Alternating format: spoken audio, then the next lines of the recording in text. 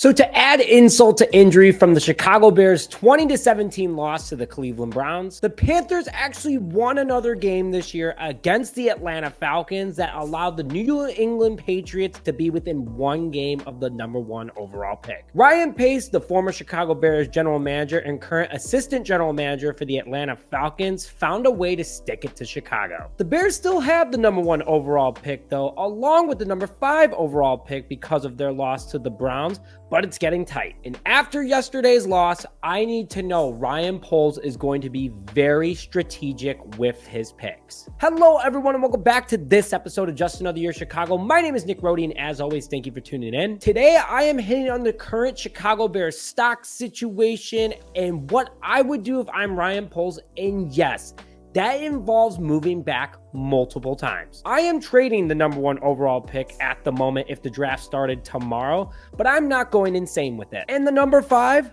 it's going to be on the move too. But just listen to me. My first pick that I'm getting for the #1 overall pick will be used on Marvin Harrison Jr. We need him bad. And the Bears still need to address the other edge rusher across from Montez Sweat with absolute top talent in this upcoming draft, along with getting a center and a safety in the second round and maybe even a running back in the third round. Low-key, we might need a running back considering the last couple of performances over the last couple of weeks. But you guys are probably going, we don't have any seconds right now. I'm going to get a few right now, and I'm going to break it all down. So before we begin today's episode, if you think we need to do whatever it takes to get Marvin Harrison Jr. to give this roster a legitimate wide receiver too, smash that like button on this video, throw your thoughts in the comment section below after all my moves, and I want to know if you guys either think I'm crazy, if you love the moves, and think I'm crazy, or anything else below. So let's start with the #1 overall pick trade that I would do. I told you earlier that I'm scared of the New England Patriots getting that #1 overall pick, and I want them to have the #1 overall pick as long as I'm trading it to them. And also just want to put this out there for the rest of the video. New England is the closest team to the #1 overall pick that needs a quarterback. The Las Vegas Raiders also need one, but they're outside the top 10 right now, sitting at number 12, and they're the second closest that for sure needs a quarterback. You could say that the Jets sitting at number 6 could get a quarterback, but with Aaron Rodgers playing next year, I mean, the dude's trying to come back right now. They don't need one just yet, but they might want their quarterback for the future. So I'm going to start with working with the Patriots first. I'm going to trade the #1 overall pick to New England, and I'm going to take their #2 overall pick in 2024, the #34 pick in 2024, answering that need to get a second rounder that we don't have at the moment, a 2025 first rounder, and a 2025 third rounder. I'm not getting any players this time around, but to move one spot, Pats are going to give up swapping their first pick this year, a second this year, and then the Bears adding a first and a third next year. Again, there are other teams that need a quarterback, and they might send an absolute haul. I mean, I'm talking years of first rounders, top talent players, and to move one pick for the Patriots, it might not make a lot of sense. But if guys are going to be coming with trades that Ryan Poles and team can't let up, the Pats might feel a little fire under their seat in order to make sure they get the quarterback they want. And giving us the #2 overall, I'm only moving out one spot, and I'm able to go out and get Marvin Harrison Jr. So now, before I draft Marvin Harrison, I have the #2 overall this year, the #5 overall this year, the #34 overall this year via the New England Patriots, #72 overall this year, #107 overall this year, 128 overall, and 140 overall. A total of 7 picks this year, along with all my picks next year and 2 more picks. So at pick #2, making this very obvious, I'm taking Marvin Harrison Jr. out of The Ohio State University. The 6'4", 205-pound wide receiver runs a 4.39 40 time, is one of the best wide receiver prospects we've had in decades, to be honest with you, at least with the hype around him.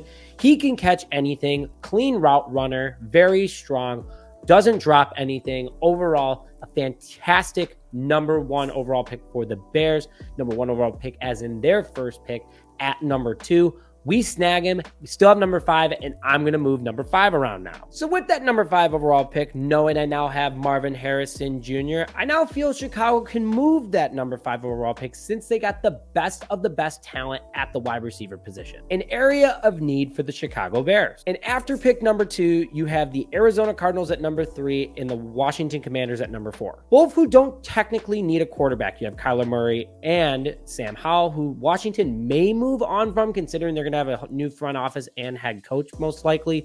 But they're going to act like they're going to stick with Sam Howell, who's having a pretty good year. So 2 position players, likely offensive tackles or defensive linemen like Jared Verse and Joe Alt, will be gone with the number 3 and number 4 overall pick.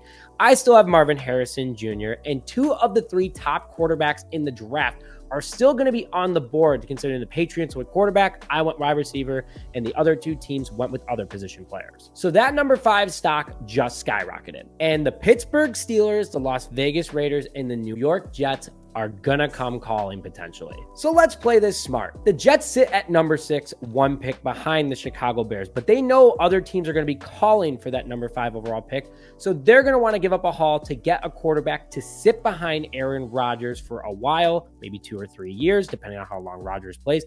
So they have a guy lined up ready to go. So I'm swapping the number 5 and number 6 overall pick with the New York Jets, along with taking the Jets' 73rd overall pick and a 4th in 2025. So I'm adding another 3rd this year. I'm adding another 4th next year. And then I already got more picks. Again, it's moving up 1 spot, but I'm going to trade the number 6 now. And before I do trade the number 6, I have Marvin Harrison Jr. I have the number 6 overall via the New York Jets. I have the number 34 overall via the New England Patriots, number 72 overall, number 73 overall via the New York Jets, number 107 overall, number 128 overall, number 140 overall. A total of 8 picks now in the 2024 NFL Draft, along with having 2 first rounders still in the 2025 and another 3rd and 4th. I'm not done yet. And before I get into the rest, I'm really trying to hit 10,000 subscribers before this year is over, and I can't thank the support enough for this year. And once we hit 10,000, big things are going to happen for this channel. If you could please hit that subscribe button, whether you want notifications or off. If you put on notifications, you're always going to know about Bears content when it drops, but it helps me grow as a content creator and eventually make this a full-time gig. And by the way, I'm doing a giveaway the last week of the year. It's going to be one of my biggest yet, and if you're subscribed, you're automatically already in. So if you just do it now, you'll automatically be in it for it later. So now what I'm going to do with the number 6 overall pick. It's my last trade, I promise. My phone's ringing if I'm Ryan Poles from Las Vegas and Pittsburgh, so they can move up and get their quarterback of the future. I think Las Vegas is a much prettier overall team to trade to, considering they're going to be rebuilding next year. They have a new GM and head coach, so next year is not going to go well. So if I trade with them, potentially for some picks next year, wink, wink, they're going to be in a worse position. And pretty much I'm hearing that Max Crosby isn't moving, at least on this day. I'm going to act like they're not getting rid of him, but I will get something else pretty valuable. Las Vegas is trading up 6 spots with me to get the next best quarterback possible after the Jets, because there are some teams that could sneak in and pick up a guy if they want to and use that as trade bait for themselves.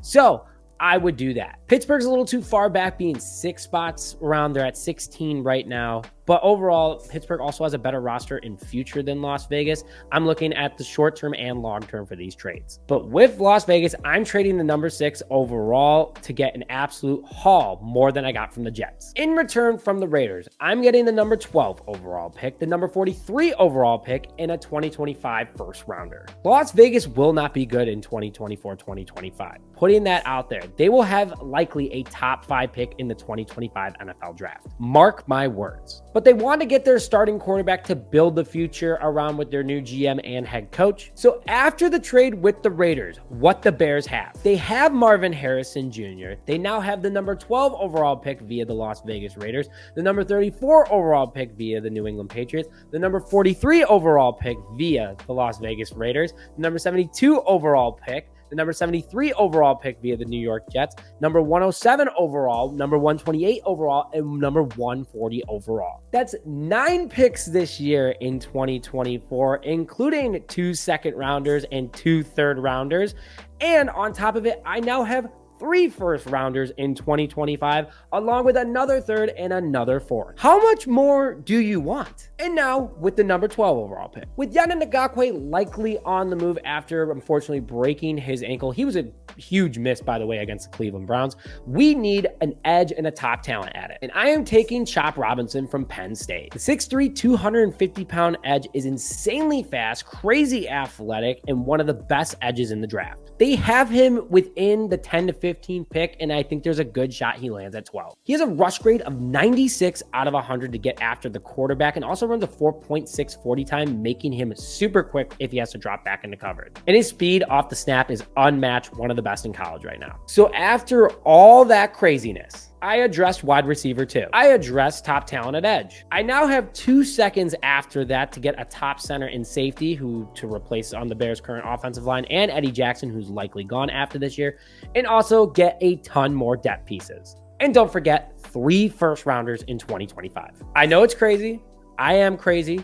And I hope you guys enjoyed this episode because I had a ton of fun making it. And if this happens, because now we're back in draft mode, the Bears are in a fantastic position. Put your thoughts in the comment section below after the fact of what you think about my trade back scenarios, along with who I took and what I got for the future. But with that, thank you as always for tuning into this episode of Just Another Year Chicago. Please hit that subscribe button to help me get to 10,000. Again, you're automatically in the last week giveaway. And as always, bear down, baby.